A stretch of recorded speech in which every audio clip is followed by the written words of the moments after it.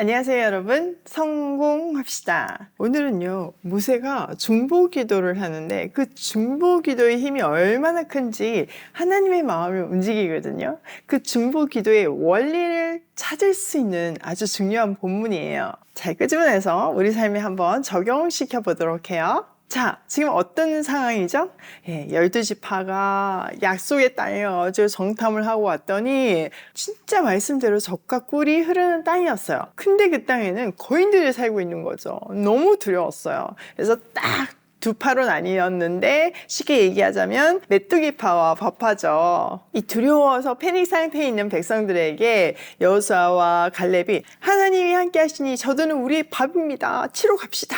이렇게 얘기했을 때 온 회중은 그들을 돌로 치려고 했어요. 그때 하나님의 영광이 온 이스라엘 가운데 나타나서 이 4명을 구하고 이스라엘의 불신과 불순종을 심판하시죠. 자, 10절부터 다시 볼게요. 그러나 온 회중은 그들을 돌로 쳐 죽이려고 하였다. 그때 주님의 영광이 회망에서 온 이스라엘 자손에게 나타났다. 주님께서 모세에게 말씀하셨다. 언제까지 이 백성이 나를 멸시할 것이라더냐? 내가 이 백성 가운데서 보인 온갖 표적들이 있는데 언제까지 나를 믿지 않겠다더냐? 내가 전염병으로 이들을 쳐서 없애고 너를 이들보다 더 크고 힘센 나라가 되게 하겠다. 자, 언제까지 도대체 언제까지 이렇게 불순종하고 나를 믿지 않을 거니? 하나님은 이스라엘의 지속적인 불순종과 불신에 탄식하세요. 이 절절한 안타까움이 느껴지시나요? 근데 우리한테도 말씀하시는 것 같지 않나요? 너희가 언제까지 기적과 은혜를 보아야 나를 인정하고 나를 온전히 믿겠니? 이렇게 말하시는 하나님의 그 안타까움과 속상함이 우리를 향하지 않기를. 그래서 그런 말을 듣기 전에 얼른 순종하는 우리가 되면 좋겠어요. 하나님 너무 화가 나셔가지고 전염병을 보내서 그들 다 죽게 하시고 모세를 통해 새로운 민족을 다시 세우겠다고 말씀하세요. 이 말은 처음은 아니죠. 어디서 들어봤죠? 언제요? 네, 맞아요. 금송아지 사건 때 한번 말씀하세요. 그러니까 우상 섬기지 마라. 이거 제1계명이잖아요. 10계명 중에서. 그것만큼이나 사명을 감당하지 않는 거? 이게 심각한 범죄라는 것을 말씀해 주시고 계신 거죠.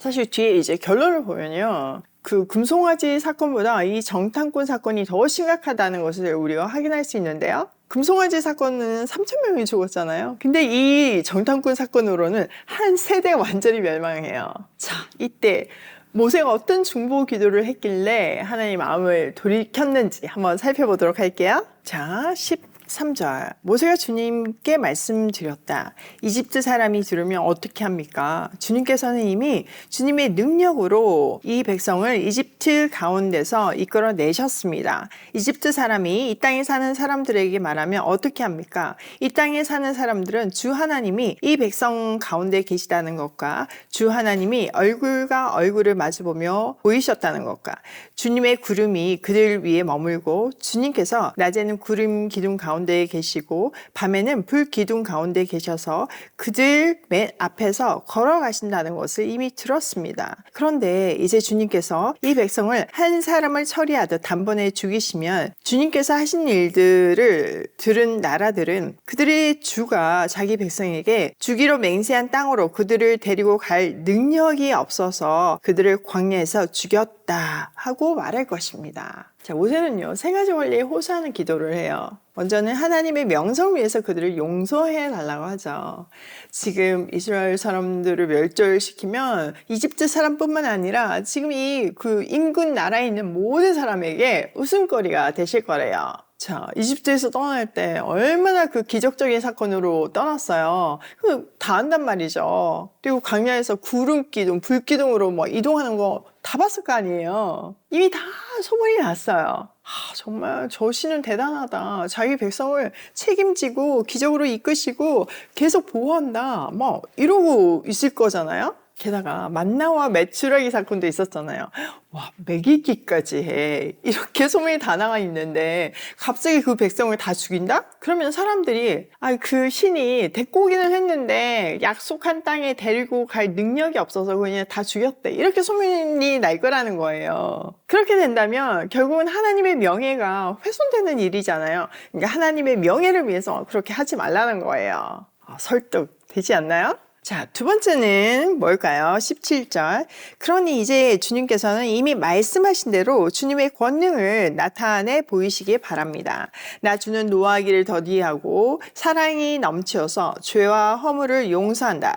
그러나 나는 죄를 벌하지 않은 채 그냥 넘기지는 아니한다. 나는 아버지가 죄를 지으면 본인뿐만 아니라 자손 3, 4대까지 벌을 내린다 하고 말씀하셨으니.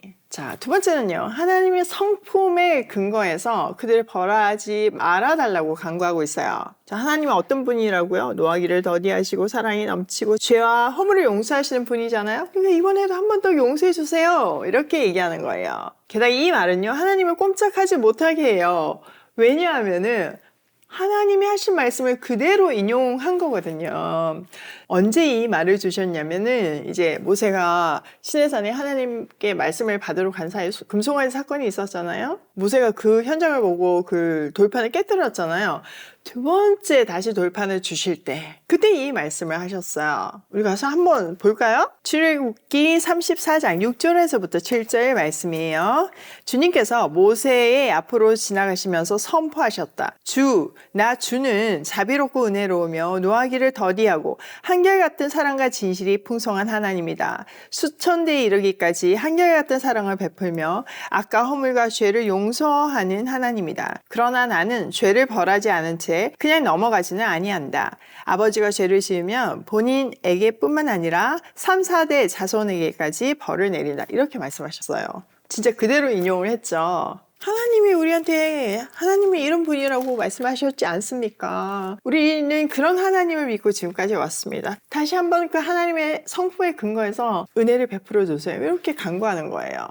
진짜 완전 설득되죠. 그래서 이제 또 마지막으로 한마디 더 하는데요. 19절. 이집트를 떠날 때부터 이제까지 주님께서 이 백성을 용서하신 것처럼 이제 주님의 그 크신 사랑으로 이 백성의 죄를 용서하여 주시기 바랍니다. 세 번째는 용서와 사랑이 계속 이어서 가야 한다고 주장하는 거예요. 그 사랑은 태초부터 있었고 그 사랑은 지금 이 백성한테는 이집트에서부터 지금까지 계속 용서해 주신 그 놀라운 사랑이잖아요. 이번에도 그 크신 사랑을 멈추지 마시고 다시 한번 베풀어 주셔서 용서해 달라는 거죠.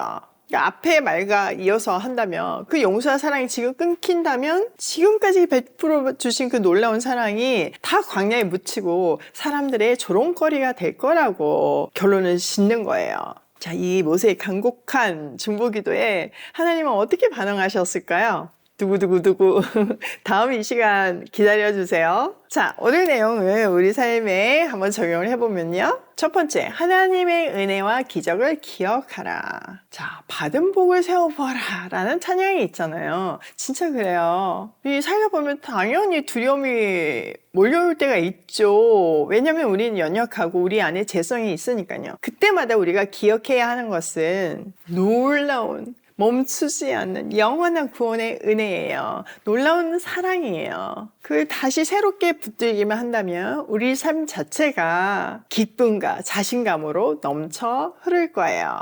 두 번째, 중보기도의 힘을 믿자. 지금 하나님 엄청 화나셨잖아요. 막 다 죽이시겠다고 하잖아요. 근데 모세의 중보기도의 마음을 돌리시잖아요. 이거 미리 스포하는 거지만 돌리시거든요. 이렇게 중보기도는 응답의 도구예요. 그러면서 굉장히 든든해지죠. 왜냐면은 지금 보좌 우편에서 예수 그리스도께서 우리를 위해서 말할 수 없는 탄식으로 중보하시고 계시잖아요.